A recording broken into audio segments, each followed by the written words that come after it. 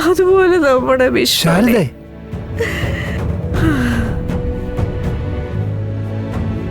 ഗോപാലേട്ട, ഞാൻ നമ്മുടെ വിഷ്ണു ആ നസീറിനെ പോലെ അവനും. മതി, നിർത്ത്. ചന്ദ്രകുഞ്ഞിന്റെ പ്രകാശിന്റെ വിവാഹം ഇന്ന് രജിസ്റ്റർ ഓഫീസിൽ വെച്ച് നടക്കുമെന്നാ അറിഞ്ഞത്. അതേത് രീതിയിലും ശിവൻകുഞ്ഞ് നടത്തുകയും ചെയ്യും.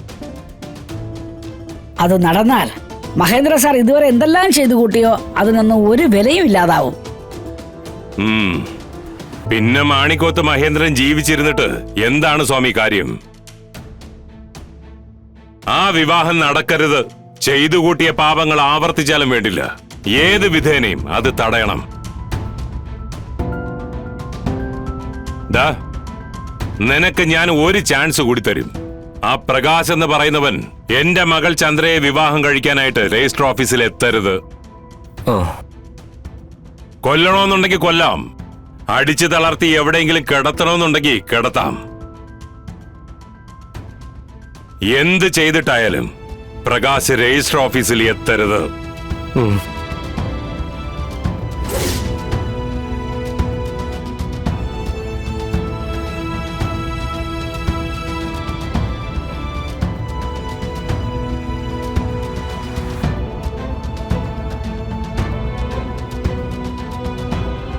കൊന്നത്, എല്ലാരും കൂടി കൊന്നത്.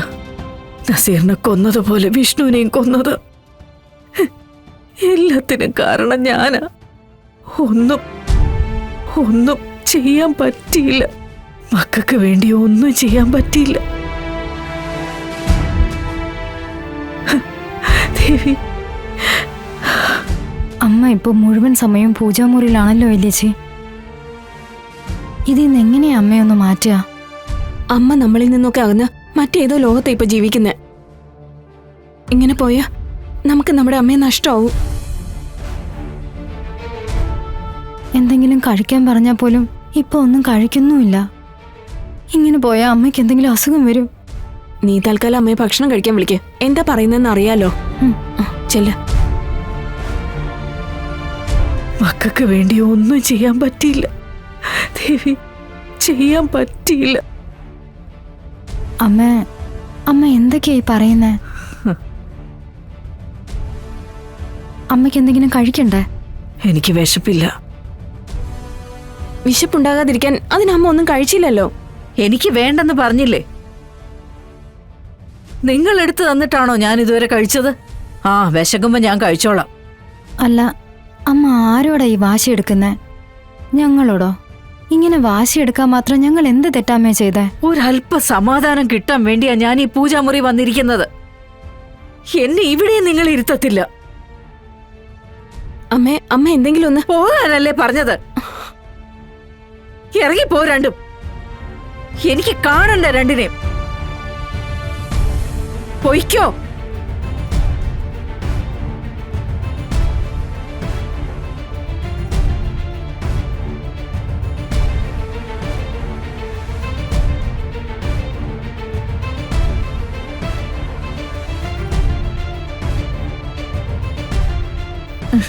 ദേവി, ഇവിടെ എനിക്ക് രക്ഷയില്ലല്ലോ.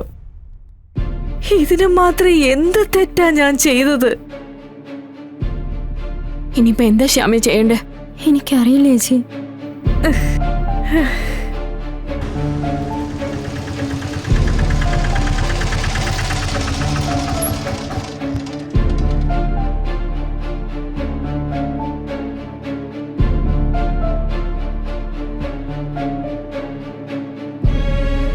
ശാരദേ,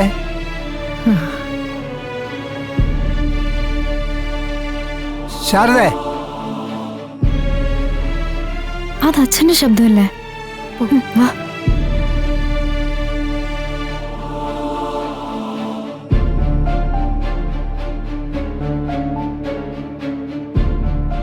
അച്ഛൻ എന്ത് പോക്കായി പോയത്?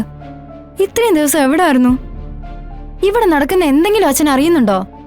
ശാരദ എവിടെ? അതൊന്നും പറയാതിരിക്കാ ഭേദം. അച്ഛൻ അകത്തേക്ക് കയറിയിരിക്കുക. ശാരദ ഇവിടെ ഇല്ലേ? ഉണ്ട്, പൂജാമുറിയില്ല.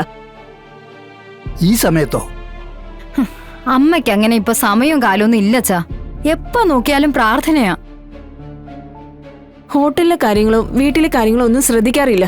രാത്രിയാണെങ്കിൽ ഉറക്കവുമില്ല. ഉറങ്ങിയ തന്നെ ആരെങ്കിലുമൊക്കെ കൊല്ലാൻ വരുന്നു എന്നും പറഞ്ഞ് ഞെട്ടി എഴുന്നേക്കുവാ. പിന്നെ ഞങ്ങളെ ഉറക്കേല. ദേ ഇപ്പൊ തന്നെ പൂജാമുറി കയറി ഇരിക്കാൻ തുടങ്ങിട്ടെ എത്ര നേരമായിന്നറിയോ? ഇന്ന് ഇത്രയും നേരമായിട്ട് എന്തെങ്കിലും കഴിച്ചിട്ടായിരിക്കുന്നെങ്കിൽ കുഴപ്പമില്ലായിരുന്നു. ഇതൊരു തുള്ളി വെള്ളം പോലും കുടിച്ചിട്ടില്ല. എന്തെങ്കിലും കഴിപ്പിക്കുന്നത് എന്ത് ബുദ്ധിമുട്ടിയിട്ടാണെന്നറിയോ? അമ്മയെ നല്ലൊരു സൈക്കാട്രിസ്റ്റിനെ തന്നെ കാണിക്കണോ അച്ഛാ? എന്തൊക്കെയോ രഹസ്യങ്ങൾ മനസ്സിൽ കൊണ്ട് നടക്കുന്നുണ്ട്. ഉറങ്ങുമ്പോ പിച്ചും പെയും പറയും പോലെ അതൊക്കെ വിളിച്ച് പറയുന്നുണ്ട്. കൊന്നെന്നോ കൊല്ലിച്ചെന്നോ അറസ്റ്റ് ചെയ്യാൻ വരുന്നൊക്കെ. ഞാൻ ഉദ്ദേശിക്കുന്നില്ല.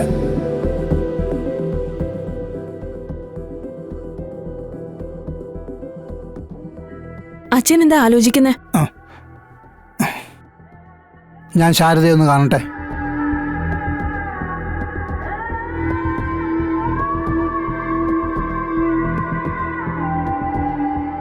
കൊന്നതാ ദേവി, ആ പയ്യനെ കൊന്നതാ.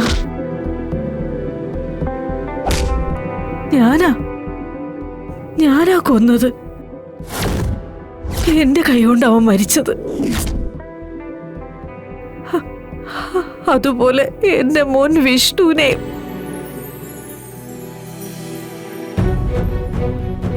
കൊന്നതാ ദേവി, ആ പയ്യനെ കൊന്നതാ. അതെ, ഞാനാ കൊന്നത്. എന്റെ ഈ കൈ കൊണ്ട് കൊന്നത്.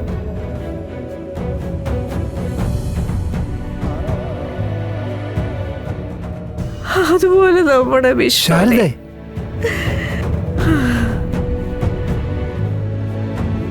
ഗോപാലേട്ട, ഞാൻ നമ്മുടെ വിഷ്ണു ആ നസീറിനെ പോലെ അവനും. മതി, നിർത്ത്.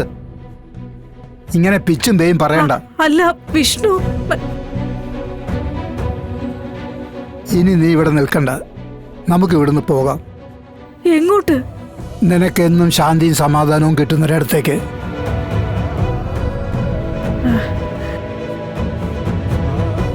മതി ഇവിടുത്തെ താമസവും പൂർത്തിയൊക്കെ.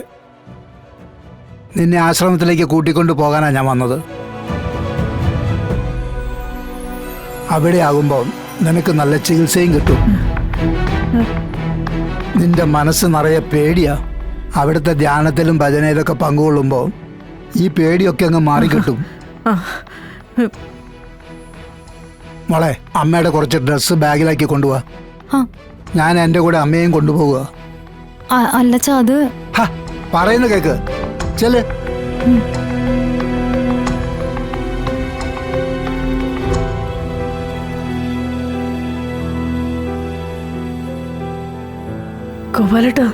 ഗോപാലേട്ട, നമ്മുടെ വിഷ്ണു ഇല്ലേ? മതി, എനിക്ക് മനസ്സിലായി.